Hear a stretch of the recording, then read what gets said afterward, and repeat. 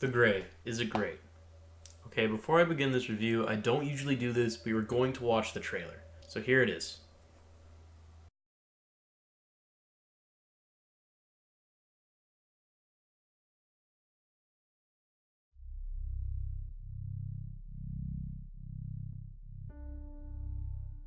A job at the end of the world. I work security, protecting men from the dangers they cannot see. Going home, guys. Let's keep it moving.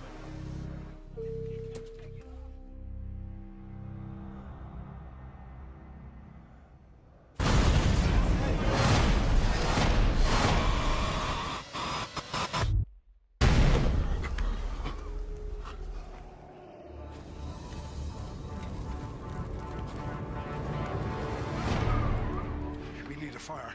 Then we find food. If we don't move and work now, we'll all freeze to death. Find us. They gotta know that plane went off the radar. Nobody's gonna find us. Not here. We figure out what way is south and we start walking. This will be one of those wild stories you tell at a party. Listen, get up, get up.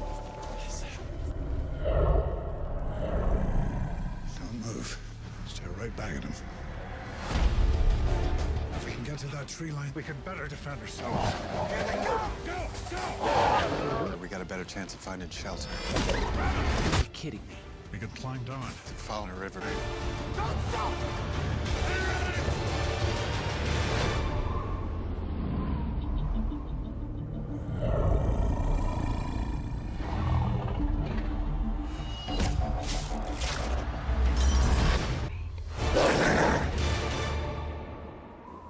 Now, I don't know about you, but I'm hyped to see Liam Neeson kick some wolf ass.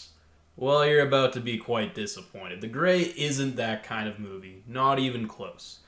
The Grey is a bleak survival story. It's a beautiful bleak survival story with amazing acting, but definitely not an action movie. In The Grey, a group of rig workers survive a plane crash in the wastes of Alaska and fight vainly to survive in the harsh, unrelenting environment, which becomes as much a character as any of the cast. This film was marketed entirely wrong, and as a result, a lot of people walked out of the theater disappointed they didn't get a mindless action film like Taken. And that's a crying shame, honestly. This movie may not have had a lot of action, but it was certainly gripping. The men who the story follows are put in a position that is so unfair, and their resistance is so valiant, one can't help but be moved by the struggle they endure. Beyond that, the small amount of time this film takes to slow down and provide a commentary on the purpose of life in the light of this hardship is encapsulating. It is an uncompromising journey into nihilism, framed in the context of the blue-collar man. Honestly, it's... well, you know what? I've gushed enough. Let's dive in. So we open the film with a long shot of the Alaskan landscape. Its barren, dark image and the silence of the opening sets an atmosphere of unease and smallness. The silence is broken by Liam Neeson's character, Otway, reading what seems to be a letter to his wife, describing the rough life on the rigs. We see several timelines of Otway as he writes this note. One of him killing a wolf, and another of him at a bar, drinking grimly with a rifle over his back, muted to the world around him. As the wolf dies with Otway over it, we see in another timeline Otway has left the bar, put a rifle in his mouth, and then, in fact, this is his suicide note. He reads off his father's poem for the first time in this tense moment before the howl of the wolves stay his hands, and we're given the impression that Otway himself isn't sure why he stopped. But the parallel drawn to the dying wolf shows his connection to him, and already the theme of life and death is heavily established. We flash forward to Otway on a plane, presumably returning to the United States with the rest of his crew. His attempts at contemplation over his suicidal thoughts are interrupted by the unfortunate realities of life, in the form of Flannery.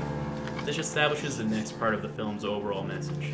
In life, things that happen rarely have purpose. Flannery interrupting such a deep moment of contemplation for Otway wasn't intended. It's simply a byproduct of a completely unrelated event. Flannery is kind of a mouthy dipshit who just loves to talk. It has nothing to do with Otway himself, and it's just something that happens. After the crash, Otway finds himself in a position where he must fight to survive. He immediately rounds up the survivors and sets them to work. The crippling depression that we had seen holding Otway at the brink of suicide now seems irrelevant to him. In the moment, the need to survive is now his only focus. The wolves soon appear, and Otway explains that it's very unlikely they would be within the range of their den, so they probably aren't a threat. Of course, this turns out not to be the case. Otway decides they must try to walk outside of this 30-mile kill zone that he refers to. But through sheer coincidence, their choices throughout the film only drive them further towards the wolves. This is another demonstration of the meaningless of action. Despite pushing themselves to the very brink in an attempt to escape, their actions accomplish nothing, and in fact accomplish the opposite of their goal. As they make their way through the wild, nature slowly picks them off one by one. These deaths are unglamorous, and without exception, they're unfair. No one had a fair chance at defending themselves or overcoming whatever obstacle defeated them. Each and every death that happens plainly and without redemption. Their deaths are truly more terrifying and frustrating than if they had died on the crash itself, something the characters themselves are painfully aware of. The nature of these deaths are so brief that to draw attention once again to the message of this film. There is no point to life. This is a movie from top to bottom that presents the belief of existential nihilism. That is that human life is insignificant. There is no God or greater purpose. Morality is an abject idea without inherent value, only human value. Truly, this is one of the bleakest philosophies out there. Yet this bleak philosophy that is braced throughout this film is only one half of the overall message. The other half is in the men who face it. So what is it that drives these men forward in the face of such a bleak world? Sure, for most it's family, but what about Otway and Diaz, the men with no one to fight for? I think the answer lies in Otway's father's poem. Once more into the fray, into the last good fight I'll ever know. Live and die on this day. Live and die on this day. The first time we hear this, as I said, is when Otway is about to kill himself, but we actually hear it 3 times in total. The second time we hear it is right after the survivors talk about their beliefs. Here, both Otway and Diaz share their atheist beliefs with the group. Otway tells the group the poem and the history of his traditional Irish father who wrote it. And finally, Otway recites it a 3rd time after he rounds himself from the brink of death to fistfight a wolf in a hopeless battle. So let's break this poem down a bit more. So once more into the fray. So the fray is a metaphor for any challenge that one may face in life, whatever it may be. Into the last good fight I'll ever know. It means that this challenge, no matter how hard it may be, and even if it demands your life, is a fight you have to take, claiming it as a good fight, implying the honor of the struggle itself. Live and die on this day. Live and die on this day. In that final challenge that threatens to take your life, you have to fight to live and yet be ready to die. And by having that duality within you, you realize that it's your duty to carry on. That's what the poem means, and that's the message that Otway keeps repeating to himself over and over throughout the film. Is that he has to fight the good fight, for whatever the reason, for whatever the gain. It isn't about winning, it's about the fight itself. And that's the message of this film, that you have to keep on fighting.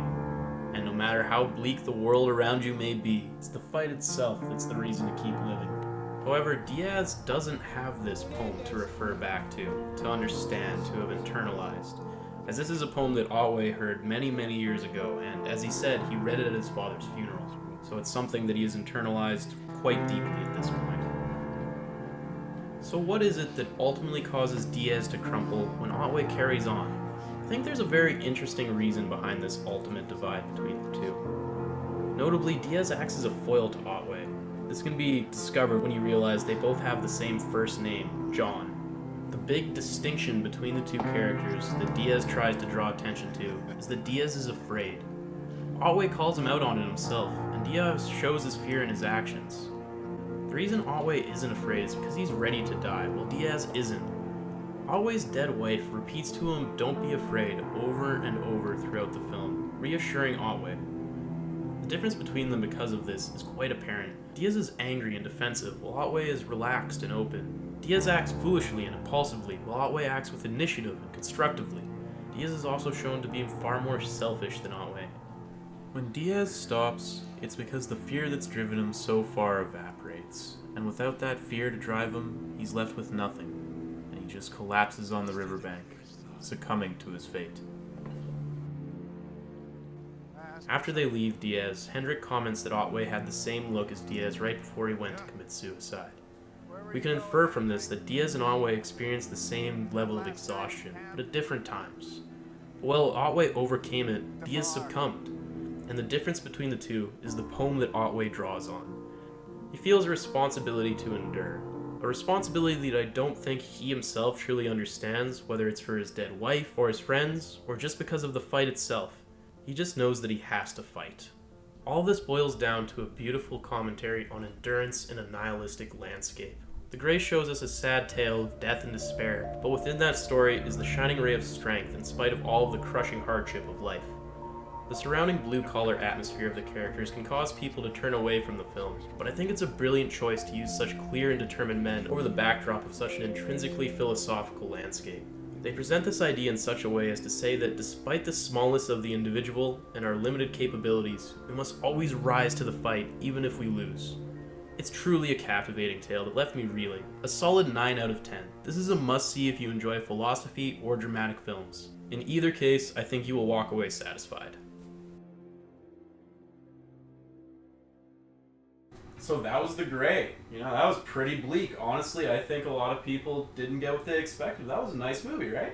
I just sort of walked into it one day. I didn't even get I watched the trailer after, and it's like someone made a comedy short film about this awful, retching drama you just watched. I don't know, it was really fun.